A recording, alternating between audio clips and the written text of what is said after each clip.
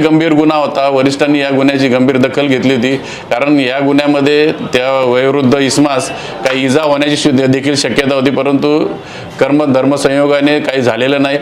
नंतर त्या ठिकाणचे सगळे CCTV फुटेज आणि इतर तांत्रिक विश्लेषण याच्या आधारे आमच्या सेंट्रल युनिटचे पोलीस निरीक्षक अविराज कोराडे आणि त्यांच्या पथकाने परिश्रम घेतले आणि नवसारी या ठिकाणी जाऊन जी महिला आहे त्या महिलेला रात्री 3:30च्या आसपास ताब्यात घेतलं आणि त्यानंतर तिला विचारपूस केली, असं त्यांनी सदरचा गुन्हा केल्याचं कबूल केलेलं आहे।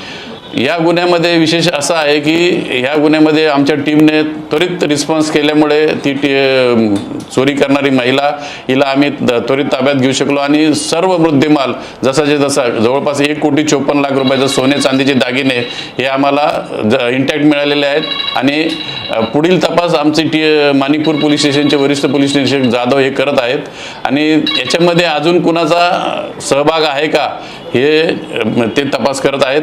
आज रोजी तिला कोर्टासमोर हजर करण्यात येईल आणि त्याच्यानंतर तिची PC मागण्यात येईल। याच्यामध्ये असं आहे की ही जी महिला चोरी करणारी आहे ती ह्या 66 वर्ष वयाच्या इसमाची या मोठ्या सुनेची सख्खी बहीण आहे।